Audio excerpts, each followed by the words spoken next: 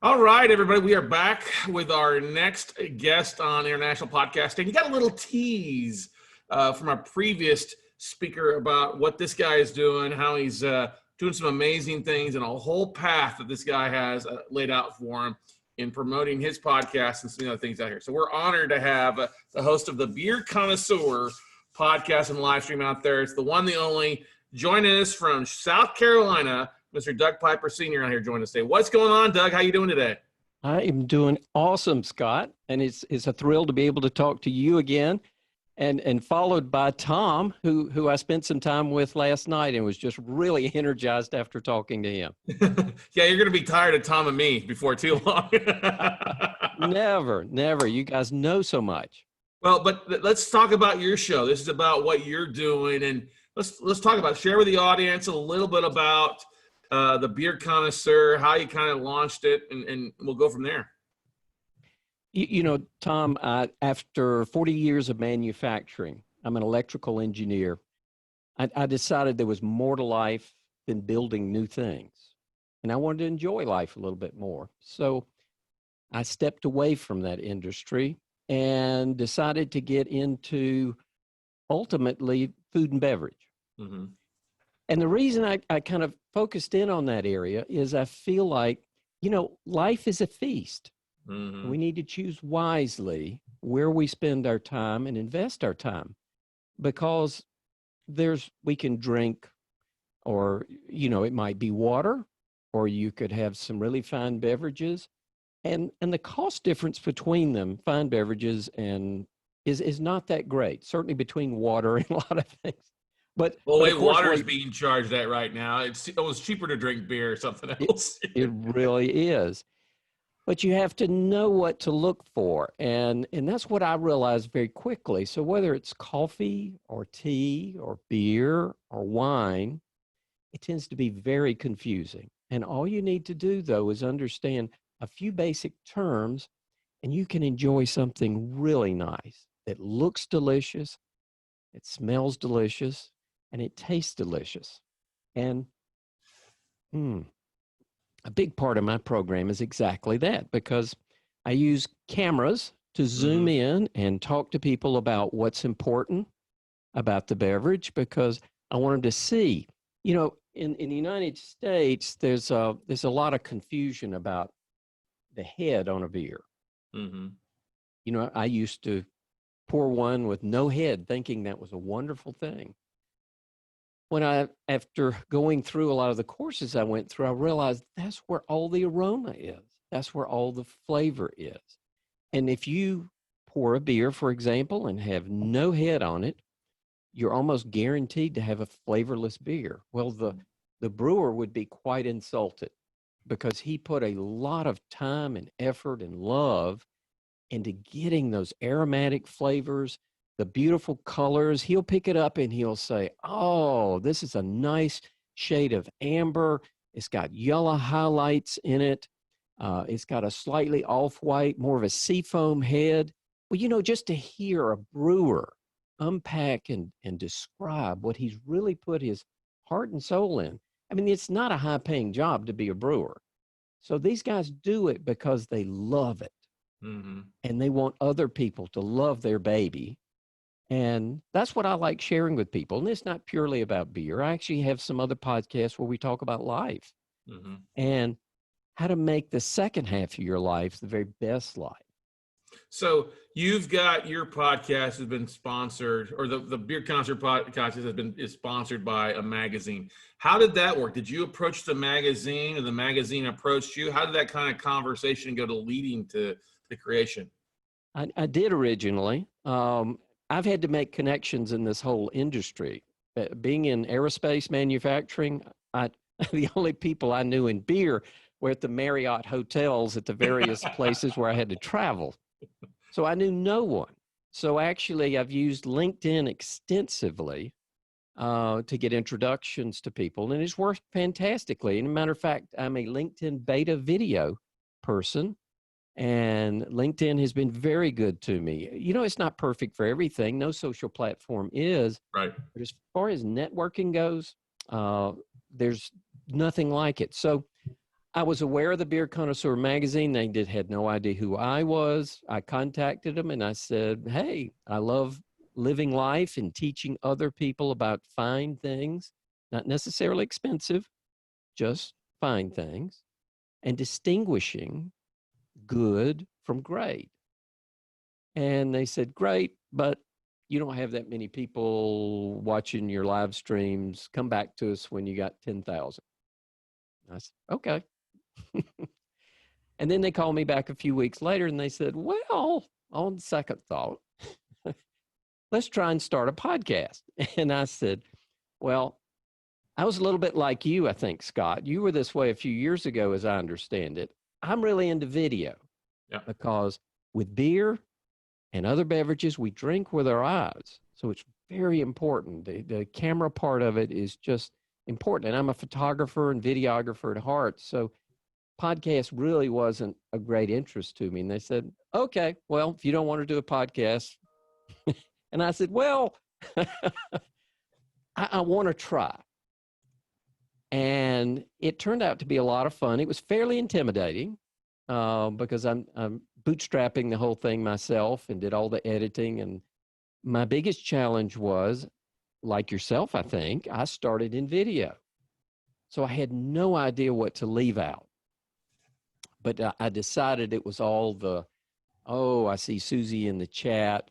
I'm glad to see Fred. He's always on our podcast. All those kind of things. I would just skip all that out, get straight to the topic. And I used some software, which I really like, and just recently found that has some artificial intelligence to it called Descript. And I've become a big fan of Descript. It really helped me cross over from what I was doing in video to do it in audio. And it's fantastic. I have just grown to love it. And it won't do everything, but helping me edit things down to find the great parts of an audio file, it's fantastic. Right.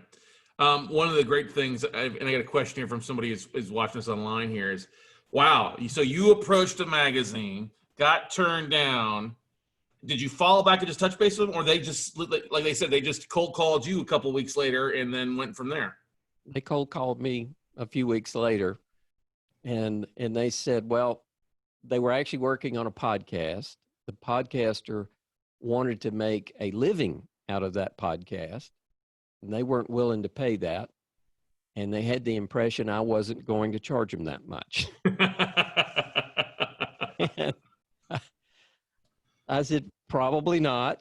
And we figured out how to take things from there. And so I encouraged him, I said, you don't know what you're doing and I don't know what I'm doing. Let's take this a step at a time. And I separated this from my efforts with Gourmet Brewing and Halftime Org. Those are the two other things that I had going on. And then we also said, let's do it in seasons.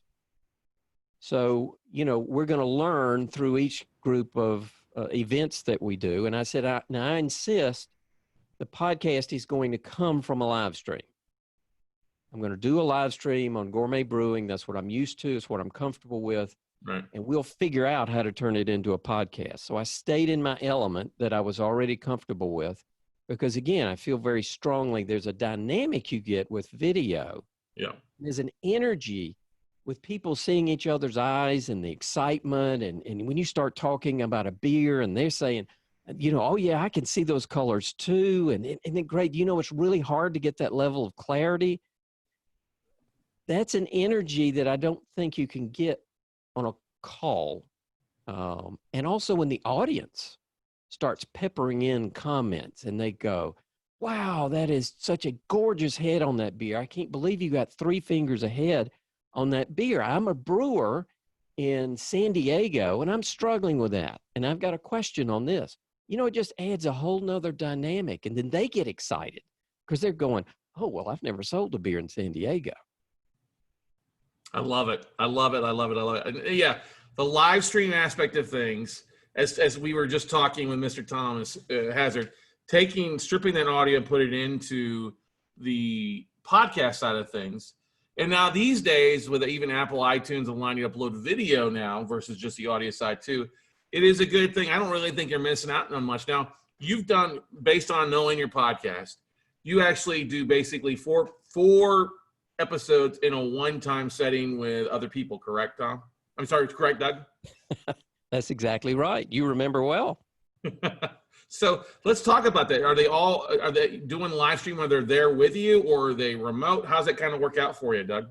Well, it's all remote, of course. The Beer Connoisseur started right in COVID. So it was actually a good time because all of a sudden all these brewers had time. Before that, they really didn't. So the way I set it up was I've got a live stream that's 2 hours long. That is a long time. I realize I'm not crazy about that. But I find doing it in 4 segments, people can jump into whichever brewer they're particularly interested in. And a lot of times, if they jump in early, they'll stay the whole time because they want to be able to ask questions. And I put questions at the end of each segment. So if I've got 4 brewers, we'll start out and do 20 minutes worth of program. We'll be tasting beers. We'll talk about the brewery, how fun it is, all the cool things going on. And then the last few minutes, we'll take questions. But I always bring on the other brewers because they have a dynamic, because they're interested. So last event I had, we were talking about hazy beers. One of the brewers had never brewed a hazy beer. So he was really interested in how this other brewer was doing it. And one of the other brewers was from Unibrew. And he's been working with Dave Mustaine on some beers. So I had a segment for that we played back during it. And that just got everybody all excited because now we started talking about how similar brewing is to music. And I loved what one of the brewers said, because I said, okay, Dave, you're a music person. You taught music and you're a brewer now. What are the similarities? And he said, Doug, when you brew a really nice beer, a really nice one has composition. It's balanced. And he said, that's the secret in music, and I found it's the secret in brewing. Well, when somebody hears that, all of a sudden, beer takes on a different persona. They thought of a Budweiser after they cut the grass to be refreshing. But when all of a sudden you think, wow, there's composition to this, there's balance, there's the balance of the flavors, the aromas, the hops, the color, the clarity, the head, all these characteristics, when you start to unpack one like that and appreciate what that brewer, that musician in that case, and brewer put into it, you drink it a little more slow. You enjoy each sip and you think about it. It becomes less of a goal to finish and more of something to sip or savor. Now, are you doing your live streams at a specific time every night where it has become an event for your audience, or have you swapped up the times that you're doing? I find midweek, Wednesday or Thursday, about 7 p.m. East Coast time seems to work the best for my audience. But my audience is international. So only about 60% of my audience is in the U.S. because there's a real hunger, particularly in South America, in other countries, because the United States is beginning to really take the lead in craft beer. Maybe not even beginning, has taken the lead in craft beer. Right. So these other countries that want to do some of the American styles, I was talking to Sierra Nevada last night, and we were talking about hazy beers and how their hazy beer has really taken off. And, the name that they have for their beer is not particularly impressive. It's a hazy little thing. But they were wrestling with the name. And I said, guys, you don't understand it. Hazy now is a profile. People know when you talk about a hazy beer, they have the expectation it's going to look like, I guess grapefruit juice. It's going to have a nice head on it. When you put your nose to it, you're going to get certain aromatics. it's like if Coca-Cola put Coca-Cola on bottled water, you would expect, it's at Coca-Cola, you're going to expect this caramelly, dark, sweet beverage. And if you go Coke water, no. But they put what, Dasani, isn't that what it is? Dasani on it, yeah. Okay. So that's how they distinguish it. So hazy actually works in their favor in that beer. They've tried other names like Sidecar and other things that made absolutely no sense and were not intuitive. And Sierra Nevada does this very well. Their beers set many of the standards. Yep. Their pale ale is the standard for the industry. Their stout is the standard for the industry. Their porter's the standard of the industry, and I bet their hazy's going to be the standard. And those are the names. Mm-hmm. Yeah. What do they call their pale ale? Pale ale. What do they call their stout? Stout. Right. They didn't follow their own marketing plan. But I love what you're sharing here with everybody out there. Hopefully those who are listening right now are hearing that descriptive and this beautiful thing with live streams. You get a lot of that stuff, but you can hear Doug talking about the descriptive, how it tastes, the view of stuff, things like that. And the more descriptive, I think sometimes we get on audio, we don't think about that. We're just used to talking to ourselves or talking to the wall. But you've really taken the time, and I commend you not only on just the sipping there and having it on the video, but you have the microphone, the webcam there to show it. So it becomes a interactive podcast, an interactive video for a lot of people. And the more you can connect with your audience, everybody, ladies and gentlemen, through that sensory image, I could literally taste the beer. My mouth is watering, not only just seeing it, but hearing Doug talk about it. So I'm going to go down, pop a top here in a minute at 5 o'clock. I meant to tell you to do that so we can share one.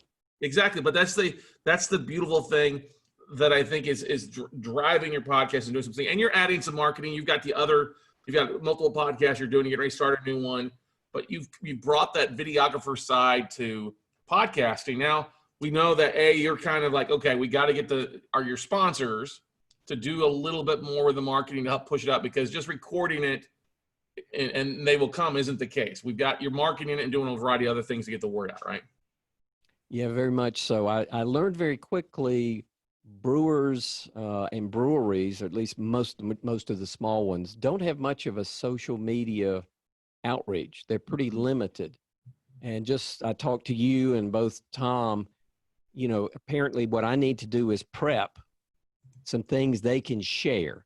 And things that make them look good, not just, it was either you or Tom had said, you don't want them to think they're doing your work for them. Right. Let's put something out there that makes them look good. And I've got to work on that. And Tom had some great suggestions with Audiece and what those guys are doing. And I've got to see how the brewers will react to it. But yeah, I've been very disappointed with what typically a brewer will do as far as sharing the events. Well, their expertise is in the product, not the marketing a lot of times. Thank goodness. Thank goodness. But yeah, exactly. Thank goodness. But you also brought us a powerhouse like Sierra Nevada out there. I mean, most of these companies are working hard on their product. They're not so good on the marketing side. And I think that's an opportunity for those listening out there. Hey, if you see a product or something that you think would benefit from, and honestly, I had an Imagine last night after talking to you the day before. Steph and I were at Specs, or our local big, liquor warehouse. Talking about, what if we did a nightly wine tasting thing, or we just started doing something a little bit more fun since we're at home and not traveling as much. Who knows? So, just absolutely doing a great job. Let me see. Got any questions for Doug here from you guys? Out there. What is the future hold for you, Doug, over the next 12 months? What are some things you're focused on and really looking forward to that you're kind of planning out? I've decided not to push the monetizing side of this as the priority. I think that will come. I'm focusing on growing my audience, which is primarily what I've been doing for the biggest part of a year. And so I want to grow my audience. I want to grow my mailing list. I want to grow my network. LinkedIn Live is helping me a lot. LinkedIn in general is helping me get those network names out there. Honestly, Sierra Nevada was actually asking me some marketing questions last night. And 5 years ago, I went to their brewery for the very first time and had their beer for the very first time, as far as I know. So for them to even care what I think, not coming from the industry, I'm an aerospace guy. What do I know about beer? You know? So I had to prove that. So I got my Certified Cicerone. I'm a certified BJCP judge. I'm also a Mead judge, and I'm continuing to. I want to get coffee, and I want to get a wine sommelier, and because all these complement each other. Mm-hmm. You know, when you can evaluate a coffee or a tea or a wine, you can do that much better when you evaluate a beer. And judging's a big help. If anybody's really interested in pursuing this, homebrew clubs are everywhere. And COVID has slowed down the competitions. I've only judged once in 2020, unfortunately. And COVID really complicated that. But normally I can judge at about one per month. And anybody can come. You don't have to come with a lot of experience, and you'll be seated across the table from somebody that's more experienced than you. And while the first time you go in there, you may say, oh, well, it's kind of dark yellow or gold, and the head's holding up nice, and I get some maltiness. He'll help you come through, he or she will go through it, and they'll break it down more, and they'll say, no, look at those colors, put them in more descriptive terms. This is more kind of a burnished gold, or maybe a dark amber. And look at that head. What does it remind you of? Oh, well, this kind of has sea foam with large bubbles and small bubbles. And they start to get very pictorial. And, you know, I think that's going to be valuable as I do more and more podcasts. I'm just 16 episodes in, but those descriptive terms, I think, are going to be very important there. I think so, too. What's the best way for people to get a hold of you, to follow up with you, Doug, to see what you're doing, and to see what beers you're tasting this week? You know, I'm not as organized as you are, Scott. That's why we were talking, and I'm trying to prioritize. So probably the best place to go is The Gourmet Brewing on Facebook. Okay. Almost everything. I put almost all my live streams or multi-stream to that platform. I also use Crowdcast, and so you can find Gourmet Brewing on Crowdcast, and you can follow me there. And you can find me on LinkedIn. Just look me up. I'm Doug Piper in LinkedIn. So you can come right to me. I live stream there also. So all those places are places you can find me. And worst case, you know, would love to have an email if somebody's got a question. It's pretty easy. DougPiperSR@gmail.com. Most people can figure that one out. And I would love to talk to you, help you out, tell you what I've learned and what I've learned the hard way, and what I've learned from brilliant people like Scott and Tom right before you. Well, I learned a lot from you on this episode, definitely. So thank you so much for coming on International Podcast Day and jumping on and filling a spot. We really appreciate it, and look forward to your continued growth and success, and actually sharing a beverage of some sort in the near future. All right, Doug? Absolutely. Cheers. Cheers, Scott. my friend. Cheers. Thank you. Bye-bye. Bye.